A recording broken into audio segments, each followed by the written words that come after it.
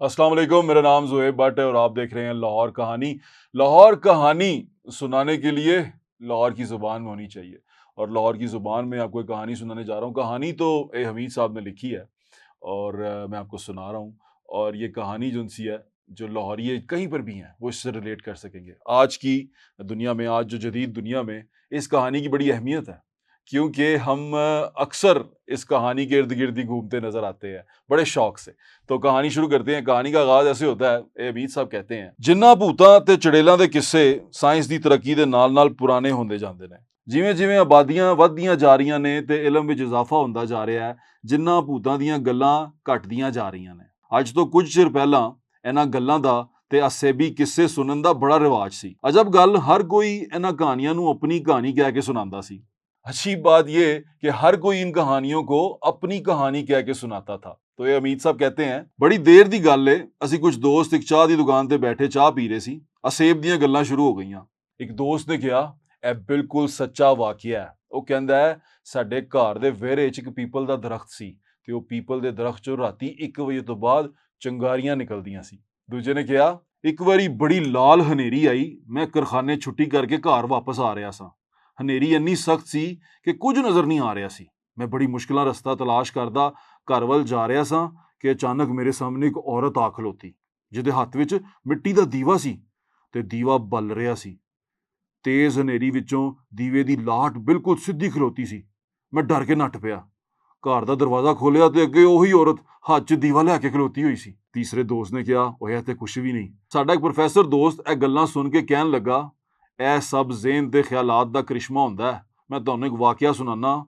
ਸਾਡੇ ਇੱਕ ਵਾਰੀ ਸ਼ਰਤ ਲੱਗ ਗਈ ਕਿ ਜਿਹੜਾ ਕਬਰਸਤਾਨ 'ਚ 2 ਕਬਰਾਂ ਦੇ ਵਿੱਚ ਕਿੱਲਾ ਠੋਕ ਕੇ ਆਵੇਗਾ, ਉਹਨੂੰ 50 ਰੁਪਏ ਇਨਾਮ ਦਿੱਤਾ ਜਾਏਗਾ। ਕਿੱਲਾ ਅੱਧੀ ਰਾਤ ਨੂੰ ਕਬਰਸਤਾਨ ਜਾ ਕੇ ਠੋਕਣਾ ਸੀ ਤੇ ਬਾਅਦ ਵਿੱਚੋਂ ਬਕਾਇਦਾ ਚੈੱਕ ਵੀ ਕਰਨਾ ਸੀ। ਸਾਡਾ ਇੱਕ ਦੋਸਤ ਲੱਕੜੀ ਦਾ ਕਿੱਲਾ ਲੈ ਕੇ ਤੇ ਹਥੌੜੀ ਹੱਥ 'ਚ ਲੈ ਕੇ ਅੱਧੀ ਰਾਤ ਨੂੰ ਕਬਰਸਤਾਨ 'ਚ ਦਾਖਲ ਹੋ ਗਿਆ। ਅਸੀਂ ਕਬਰਸਤਾਨ ਦੀ ਡਿਉੜੀ 'ਚ ਬਹਿ ਗਏ।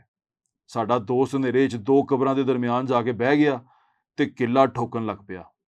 ਉੱਠ ਕੇ ਮੁੜਿਆ ਤੇ ਪਿੱਛੋਂ ਕਿਸੇ ਨੇ ਉਹਦੀ ਕਮੀਜ਼ ਖਿੱਚ ਲਈ।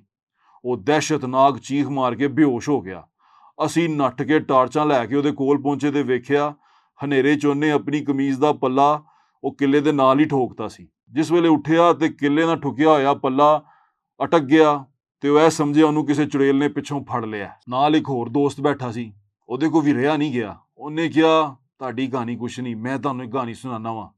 ਕਹਿਣ ਲੱਗਾ, ਮੇਰੀ ਆਦਤ ਹੈ ਮੈਂ ਸਵੇਰੇ-ਸਵੇਰੇ ਉੱਠ ਕੇ ਅਖਾੜੇ ਜਾ ਕੇ ਵਰਜ਼ਿਸ਼ ਕਰਨਾ ਵਾਂ, ਫਿਰ ਖੂਹ ਤੇ ਨਹਾ ਕੇ ਮੂੰਹ ਹਨੇਰੇ ਘਰ ਵਾਪਸ ਆ ਜਾਂਦਾ ਵਾਂ। ਮੈਨੂੰ ਕਿਸੇ ਨੇ ਕਿਹਾ, ਯਾਰ ਅਖਾੜੇ ਦੇ ਦਰਖਤ ਉੱਤੇ ਛਲੇਡੇ ਆ ਗਏ ਨੇ, ਤੂੰ ਮੂੰਹ ਹਨੇਰੇ ਖਾੜੇ ਨਾ ਜਾਇਆ ਕਰ।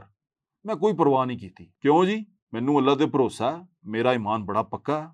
ਮੈਂ ਦੂਸਰੇ ਦਿਨ ਮੂੰਹ ਹਨੇਰੇ ਉੱਠ ਕੇ ਅਖਾੜੇ ਪਹੁੰਚਿਆ ਤੇ ਥੋੜਾ ਅਖਾੜਾ ਗੋਡਿਆ, ਵਰਜ਼ਿਸ਼ ਕੀਤੀ, ਨਹਾਉਣ ਲਈ ਖੂਹ ਦੇ ਵੱਲ ਆਇਆ ਤੇ ਅਚਾਨਕ 2 ਛੋਟੇ-ਛੋਟੇ ਮੁੰਡੇ, ਜਿਨ੍ਹਾਂ ਦੇ ਰੰਗ ਕਾਲੇ ਸਨ, ਨੱਠ ਕੇ ਅਮਰੂਦਾਂ ਦੇ ਬਾਗ 'ਚ ਵੜ ਗਏ। ਮੈਂ ਸਮਝ ਗਿਆ ਇਹੋ ਹੀ ਦਰਖਤ ਦੇ ਛਲੇਡੇ ਨੇ। ਅੱਜ ਇਹਨਾਂ ਨੂੰ ਅਖਾੜੇ ਦੇ ਦਰਖਤ ਤੋਂ ਹਮੇਸ਼ਾ ਲਈ ਦੇਸ ਨਿਕਾਲਾ ਦੇ ਦੇਣਾ ਚਾਹੀਦਾ। ਚੁਨਾਚੇ ਮੈਂ ਵੀ ਅਮਰੂਦਾਂ ਦੇ ਬਾਗ 'ਚ ਵੜ ਗਿਆ। ਦੋਵੇਂ ਛਲੇਡੇ ਮੈਨੂੰ ਵੇਖ ਕੇ ਦੌੜ ਪਏ, ਪਰ ਮੈਂ ਉਹਨਾਂ ਨੂੰ ਥੋੜੀ ਦੂਰ ਜਾ ਕੇ ਫੜ ਲਿਆ, ਉਹਨਾਂ ਨੂੰ ਖੂਬ ਕੁੱਟਿਆ। ਉਹ ਚੀਕਾਂ ਮਾਰਦੇ ਨੱਠ ਗਏ।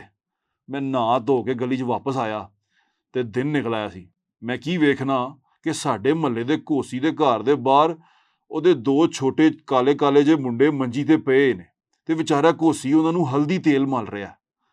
ਤੇ ਮੈਂ ਜਦੋਂ ਪਤਾ ਕੀਤਾ ਘੋਸੀ ਨੂੰ ਤੇ ਉਹਨੇ ਕਿਹਾ, ਮੇਰੇ ਮੁੰਡਿਆਂ ਨੂੰ ਕੋਈ ਬਾਗ 'ਚ ਕੁੱਟ ਗਿਆ। ਤੇ ਫਿਰ ਉਹਨੂੰ ਪਤਾ ਚੱਲਿਆ ਕਿ ਜਿਨ੍ਹਾਂ ਨੂੰ ਮੈਂ ਕੁੱਟ ਰਿਹਾ ਸੀ, ਉਹ ਅਸਲ 'ਚ ਉਹ ਘੋਸੀ ਦੇ ਪੁੱਤਰ ਸਨ, जिन्हों मैं छलेडे समझ के कुट रहा सी।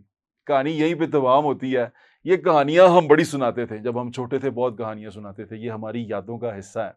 तो मैंने सोचा हम अपनी कुछ यादें आपसे शेयर करें और ये हमीद साहब ने तो ये यादें हमें सुनाई, वो हम आपको सुनाएं।